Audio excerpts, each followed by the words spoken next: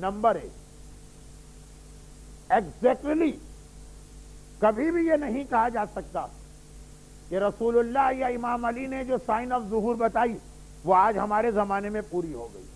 Y exactly کیوں نہیں کہا جا سکتا؟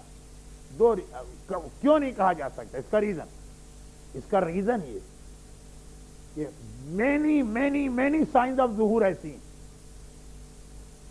جن کا ریپیٹیشن ہو چکا اور ابھی کئی مرتبہ اور ریپیٹ ہونے کے chance.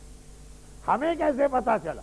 For example sign of ظہور کے اندر جس کو آپ 100% شیور قسم کی سائن کہیں گے، ڈسٹرکشن آف بغداد. بغداد 140 ہجرہ کے قریب بلٹ ہوا ہے. بغداد کوئی پرانا سٹی نہیں ہے ڈمسکس کی طرح سے. بغداد ایک بالکل نیا شہر ہے، جیسے پاکستان میں اسلام آباد، جیسے آسٹریلیا میں کیمبرا. بالکل ایک نیا شہر پرپزلی بلڈ کیا گیا. اراؤنڈ 140 ہجرہ بغداد بنا تھا. مولا کی شہادت 41 ہجرہ میں ہوئی، یعنی ایک سینچری پہلے. نہج البلاغہ کے خطبات میں بھی اور اس کے علاوہ بھی مولا نے بغداد کی تباہی بتائی. ابھی بغداد نام کا کوئی سٹی دنیا کے میپ پر ایگزسٹ کرتا بھی نہیں. اب مولا نے بغداد کی طرف کئی ریفرنسز دی اور کہا کہ اس کو تباہ ہونا. لیکن جس دن بغداد بلٹ ہو رہا تھا اس کے بعد تو یہ والی سائن بہت ہی زیادہ ریپیٹڈلی امام کی زبان پہ آ گئی کہ بغداد تباہ ہوگی. وائی؟ کیونکہ بغداد کی جو کنسٹرکشن ہو رہی تھی اسی وقت یہ کہنا ضروری تھا. بغداد جب بنایا جا رہا تھا تو منصور جو بغداد کا بلڈر ہے اس نے جسے کانٹریکٹ دیا تھا بغداد بنانے کا، یہ چھوٹا سا کسی کا گھر نہیں بن رہا ہے، پورا ایک سٹی. تو پہلے زمانے میں ہمیشہ پہلے سٹی وال بنائی جاتی، اس کے بعد پھر شہر اس کے اندر بنایا جاتا. تو آرڈر کیا تھا اس کا کانٹریکٹر کو یا بلڈر کو کہ دیکھو بغداد جو بنا رہے ہو تو بلڈنگ مٹیریل میں پانی استعمال نہیں کرنا. اس نے کہا یہ امپاسبل، ہمیں کوئی فلٹ، کوئی لیکویڈ، کوئی سیال چیز چاہیے بلڈنگ مٹیریل کو ملانے کے لیے. کہا وہ میں دیتا ہوں، پانی نہیں. پھر کیا چیز؟ سادات کرام کا خون. اور یہ فرسٹ جنریشن والے سید ہیں، یعنی ان میں سے ہر ایک ڈائریکٹ امام کا ریلیٹو، فرسٹ جنریشن. کوئی بیٹا ہے، کوئی بھتیجا ہے، کوئی بھانجا.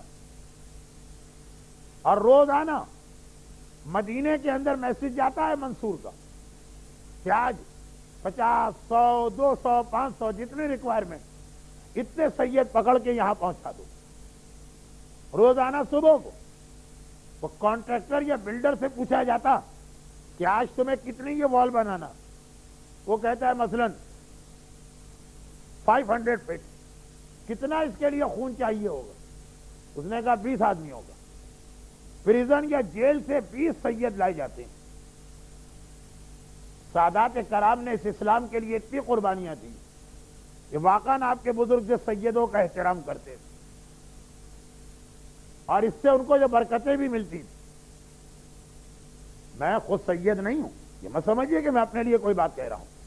میں جو اس وقت ایک چینج دیکھ رہا ہوں تو ایک چیز میں نہیں ہے، وہ ہر چیز میں آ رہی.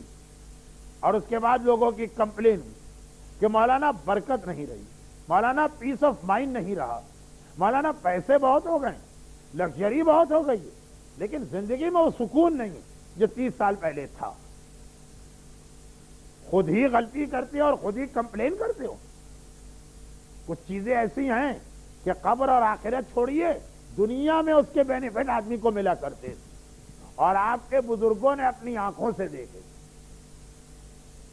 سادات کرام کا احترام کرنے والے بزرگ یا آپ کے باپ ہوں گے یا دادا ہوں گے، ان سے پوچھئے کتنی برکتیں وہ دیکھتے تھے.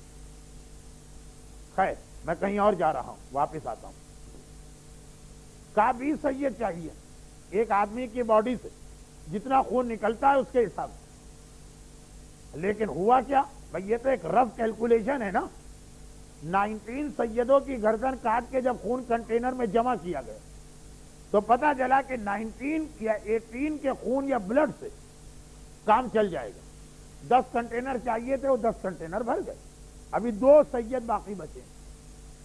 تو ایک کامن سینس کیا ہے کہ اچھا ان کو واپس لے جاؤ, کل لے کے آ جانا. نہیں, منصور نے ایک عجیب جملہ کہا کہ ہم جو چیریٹی میں دے دیتے ہیں پھر واپس نہیں لیتے. اس کو چیریٹی سمجھ رہا ہے, اس کو ایک بڑی نیکی سمجھ رہا. کیا کریں؟ کہا یہ واپس تو نہیں جائیں گے, مگر ان کے خون کی بھی ضرورت نہیں, کنٹینر سارے فل ہو گئے. کہا ان کو اسی طرح زندہ دیوار میں کھڑا کر دو اور ان کے چاروں طرف دیوار بنا دو. قبر میں اگر کوئی آدمی زندہ ہو تو اس میں کیا گزرے گی, وہ موت کیسی ہوتی ہے. اب سادات کرام اور عام مومنین جو سادات کا احترام کرتے تھے آتے ہیں امام کے پاس, مولا ہم سے برداشت نہیں ہو رہا ہے, کس طرح سے یہ بغداد شہر بن رہا, مولا دل چاہتا ہے کہ جا کے اپنی جان دے دے. امام نے کہا نہیں, پیشنس. برادر محترم شبیر حسن علی صاحب انگلش لیکچر میں پہلے دن سے ہی پیشنس کو سمجھا رہے ہیں, اس کے مختلف ایسپیکٹ کور کر رہے ہیں, لیکن میں تو بالکل سمپل والا پیشنٹ کہہ رہا ہوں. امام کہنے سب ٹالرنس, برداشت کرو. یہ ٹائم پراپر ٹائم نہیں ہے تلوار نکالنے کا. تو مولا کیسے برداشت کرے؟ ہمارا بھائی, ہمارا بھتیجا, ہمارا چچا, ہمارا ماموں, یا اس کا خون یا خود اس کو اٹ سیلف زندہ دیوار میں چن لیا گیا. امام نے کہا یاد رکھو یہ بے گناہوں کا خون. یہ شہر جو اتنی پراپر پلاننگ کے ساتھ بنایا جا رہا اس زمانے میں دنیا کا بیسٹ سٹی تھا. کہا یہ تباہ ہوگا, اس میں بلڈ شیڈ ہوگا, اس کی بلڈنگیں تباہ ہوں گی, اس میں خون بہے گا, اور پھر میرا بیٹا آئے گا اور ان لوگوں سے ریونج لے گا. تو جس دن بغداد کی بلڈنگ ہو رہی ہے اسی دن ظہور امام کی ایک سائن بتا دی گئی کہ یہ بغداد کی تباہی اور ظہور امام سو نیئر سو کلوز کہ بغداد میں ابھی خون بہ رہا ہے اور اس میں امام آ رہے ہیں. لیکن بغداد ایک عجیب شہر بن گیا جو ایک بار نہیں پتہ نہیں کتنی بار تباہ ہوا. 1258 ہجرہ میں جب منگولیا سے اٹھنے والے ہلاکو خان اس بغداد کو تباہ کیا تھا تو بالکل وہی حالت تھی جو سائنس آف ظہور میں لکھی تھی. بلڈنگیں جل رہی, لائبریریز کو آگ لگائی گئی, لوگوں کی لاشیں زمین پہ اس طرح پڑی ہیں کہ کوئی دفن کرنے والا نہیں ہے. جو دریا وہاں بہتا ہے جس کو عربی میں دجلہ کہتے ہیں, اردو میں بھی رننگ واٹر ہے ریور کا. 3 دن یہ حالت تھی کہ اگر کوئی پانی میں ہاتھ ڈالتا تھا تو پانی نہیں آتا تھا, خون آتا تھا. کھڑا ہوا پانی نہیں ہے, رننگ واٹر. مگر 99.99% شیعہ جو ایزیوم کر کے بیٹھے تھے کہ 1258 ہجرہ کا بغداد اسی طرح سے تباہ ہوا ہے جس طرح سائن آف ظہور میں آیا, اب امام آنے والے. پتا چلا نہیں یہ سائن ریپیٹ ہونے والی. بغداد دوبارہ آباد ہو گیا, پہلے سے بھی زیادہ اچھا بن گیا. 91 کی گلف وار میں پھر تباہ ہوا تھا, اس وقت ایک اور سائن آف ظہور اس کے ساتھ تھی. وہ آج نہیں بتا سکتا کیونکہ آخر میں ایک چھوٹا سا ٹاپک سے ہٹ کر, لیکن آگے چل کر یہ ٹاپک بنے گا, واقعہ بھی بتانا. اس کو میں کل پہ نہیں رکھ سکتا ورنہ یہ پورا بغداد کو ریپیٹ کرنا پڑے گا. 91 میں تو بغداد کے ساتھ ایک اور سائن آف ظہور آ گئی. لوگوں نے کہا آپ دیکھیے مولانا اب تو امام آنے والے ہیں نا. بالکل اسی طرح سے 91 کی جنگ میں بغداد پہ زیادہ زبردست بمبارٹمنٹ ہوا تھا, اس دفعہ پھر بھی کم ہوا کیونکہ امریکن فورسز پہ ایک الزام آ گیا تھا کہ یہ اپنی ایئر سپرمیسی سے جیتتی ہیں, ان کی لینڈ فورسز بیکار. اس دفعہ اس لینڈ فورسز کو ایک اعتبار بخشنا تھا. خیر میں کہاں جا رہا ہوں, واپس آتا ہوں. ہم نے دیکھا پھر بغداد چلنے لگا اور پھر ہم نے دیکھا بغداد تباہ ہو گئے. تو اول خالی بغداد کی بات نہیں ہے, یہ تو میں نے فائل آف سائن آف ظہور میں سے ایک کو فار ایگزامپل اٹھایا کہ یہ جو بہت امپورٹنٹ سائن آف ظہور وہ بھی ریپیٹ ہو سکتی ہے. تو یہ کون بتائے گا کہ یہ بغداد کی تباہی لاسٹ ہے, اس کے بعد نہیں ہوگی. جو لاسٹ اور فائنل ڈسٹرکشن ہوگا وہ سائن آف ظہور ہے. انڈیا کا ایک بہت ہی فیمس سٹی ہے دہلی، اس کے بارے میں تو کہا جاتا ہے کہ 7 مرتبہ وہ تباہ ہو چکا. تو سائن آف ظہور کے ساتھ جو بڑا پرابلم وہ یہ ہے کہ یہ ڈیسائیڈ کرنا مشکل ہے کہ یہ والی سائن جو ہمارے سامنے آئی یہ لاسٹ اور فائنل ہے کہ دوبارہ پھر آئی. اور بغداد کے ریفرنس میں ایک چھوٹا سا ہسٹوریکل واقعہ سن لیجیے، یہ بنے گا میرے اس ٹاپک سے ریلیٹڈ کہ our duties our responsibilities towards امام زمانہ، how can we prepare for our امام زمانہ. اس میں آئے گی ڈیٹیل. چھوٹا سا واقعہ، جس وقت چنگیز خان، وہ تو خیر مر چکا تھا، اس کا یہ گرانڈ چائلڈ ہلاکو خان چل رہا ہے، پوتا، وہ بغداد کی جانب آ رہا. اور بغداد اس زمانے کا بغداد پوری مسلم امہ کا ایک ہیڈ کوارٹر تھا. ابھی تو بغداد کی کوئی اہمیت بھی نہیں رہی تھی جب اس پہ اٹیک ہوا. وہ تو بغداد ایکسس تھا پوری مسلم ورلڈ کے لیے، وہاں خلیفہ ہوتا تھا. اچھا، اب اس قسم کی جنگوں میں جو درمیان میں بفر اسٹیٹ آتی ہے ان کے لیے بڑا پرابلم ہوتا، اس لیے کہ یہ پارٹی نمبر 1 بھی کہتی ہے کہ ہمارا ساتھ دو، اور جو اس کے اگینسٹ ہے وہ بھی کہتا ہے ہمارا ساتھ دو. جہاں پہ ہلاکو خان اور اسلامی جو ورلڈ تھی، جہاں پہ اس کا بارڈر ملتا تھا، وہاں پہ ایک چھوٹی سی بفر اسٹیٹ، بہت چھوٹی بھی نہیں تھی لیکن یہ ریلیٹو ٹرم ہے، ان دونوں کے مقابلے میں چھوٹی تھی. وہ بہت پریشان تھا کہ اگر مسلمانوں کے خلیفہ نے کہا کہ آؤ ہمارے ساتھ جوائن کرو تو دیٹ مینس کہ ہلاکو خان دشمن بنے گا، اور فرنٹ پر تو ہم ہیں، وہ تو خلیفہ تو بغداد میں ہے، پہلے تو ہم مارے جائیں گے. اور اگر ہلاکو خان نے کہا کہ ہماری ہیلپ کرو تو اس وقت تک نو ڈاؤٹ مسلمان خلیفہ زیادہ اسٹرانگ تھا ہلاکو خان. ہلاکو خان کیا ڈیزرٹ میں بیٹھنے والا حکمران آ رہا، اسلامی دنیا تو دنیا کی سب سے بڑی اس زمانے کی سپر پاور. آج جو مور دین 55 اسلامک اسٹیٹس ہیں یہ سب ایک تھی، یورپین یونین کی طرح بلکہ اس سے بھی طاقتور. تو اگر ہلاکو خان نے کہا ہماری ہیلپ کرو تو اسلامی دنیا اور خلیفہ سے ہماری دشمنی ہو جائے گی. اب وہ روزانہ دعائیں مانگ رہا کہ ایسا نہ ہو سکے، ایسا نہ ہونے پائے. مگر ایک دن جب وہ دربار میں پہنچا تو اسے میسج ملا کہ آج دونوں کے ایمبیسڈر آئے، بغداد کے خلیفہ کا ایمبیسڈر بھی آیا ہے اور ہلاکو خان کا ایمبیسڈر بھی. اب تو اس کی جان نکل گئی. اب میں کیا کروں؟ ابھی تک تو یہ دعا مانگ رہا تھا اور سمجھ رہا تھا کہ شاید یہ نہ ہو، لیکن ہو گئے. اب میں کیا کروں؟ ریفیوز بھی نہیں کر سکتا، یہ تو سب سے بڑی انسلٹ ہوگی.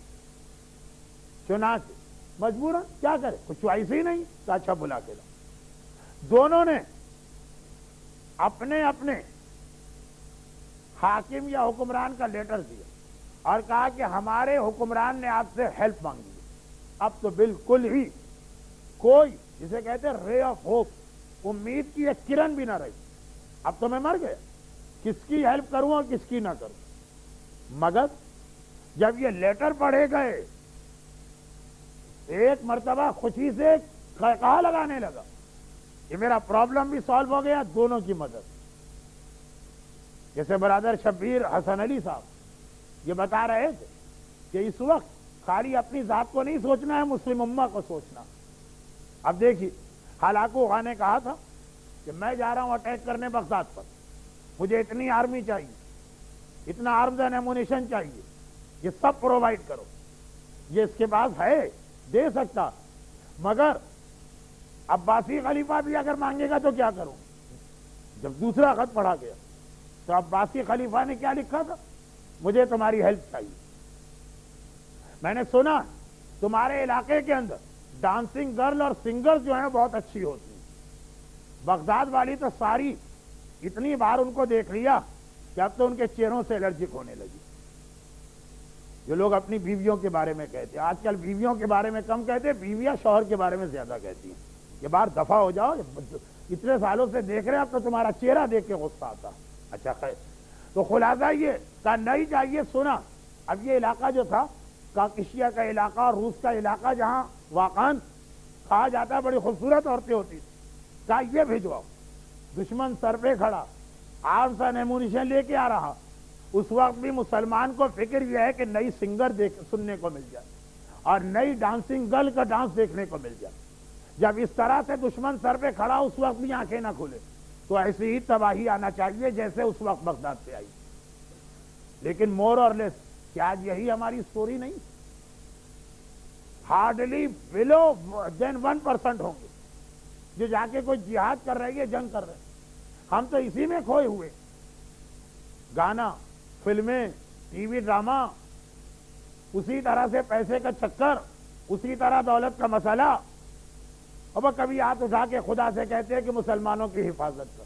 اس طرح نہیں ہوتی حفاظت جب تک کہ اپنے آپ کو چینج نہ کیا جائے اور اپنی ڈیوٹیز انسان انجام نہ دے.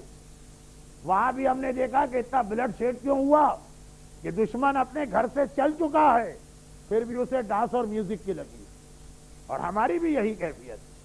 دشمن اپنے گھر سے نکل چکا ہے، بالکل centre of the Islamic kingdom میں بیٹھ گیا ہے، مگر ہر آدمی اپنی دنیا میں لگا ہوا. آج بھی اگر ایام ازا کے بعد شادیاں ہوں گی وہی مکس گیدرنگ ہوگی، وہی میوزک ہوگا، وہی مختلف قسم کے طریقے اختیار کیے جائیں گے جو 100% ویسٹرن کلچر ہے. وہاں جو ہوتا ہے ہوتا رہے، ایک آدھ مرتبہ دعا کر لیں گے بس. جب ایسا ہوتا ہے تو ایک دن نہ صحیح، 2 دن نہ صحیح، الٹیمیٹلی مسلمان جہاں پہ ہے وہاں مصیبت آئی، چاہے وہ یورپ ہو چاہے وہ امریکہ ہو. نہ کانسٹیٹیوشن کام آئے گا، نہ لا کام آئے گا، نہ ہیومن رائٹس کام آئے گا اگر ابھی بھی آنکھیں نہ کھلیں. اور امام بھی نہیں آئیں گے کیونکہ امام پریپریشن مانگتے. اس کی تفصیل اب باقی مجلسوں میں آئے گی، آج میں نے بہت ٹائم آپ کا لے لیا. مجھے معلوم ہے کہ اس میں وہ لوگ بھی ہیں جو دعائے کمیل 7:15 سے یہاں بیٹھے ہوئے. تو آخری جملے پر کہ امام پریپریشن مانگتے ہیں، ایسے نہیں آ جائیں گے. اور جب تک ہم اپنے آپ کو ویسا چینج نہیں کریں خالی دعا سے کام نہیں چلے گا. لیکن آخری جملے میں نے 2-3 دفعہ ریپیٹ کر کے ایسے کہہ دی کہ مجھے ڈر لگ رہا کہ ایسا نہ ہو کہ ان جملوں سے پھر یہ امپریشن بنے کہ دعا از نتھنگ یا دعا از اے نان سینس تھنگ. نہیں، دعا کی اپنی اہمیت ہے اور اتنی اہمیت کہ کربلا کے واقعے میں بھی جگہ جگہ دعائیں مانگی گئی. کربلا میں خالی دعائیں نہیں مانگی گئی ہیں، جو آخری پوائنٹ میں نے کہے دونوں جمع کر رہا ہوں. دعا کی اہمیت بھی بتائی گئی اور وہ وے بھی بتایا گیا جس سے دعا قبول ہوتی ہے. وہ کیا وے ہے؟ وہ میوزک نہیں ہے، وہ ڈانس نہیں ہے، وہ کیبل ٹیلی ویژن نہیں ہے، وہ پاؤنڈ اور ڈالر کا چکر نہیں ہے. وہ یہ کہ خیال کرو اپنے چاروں طرف مسلمانوں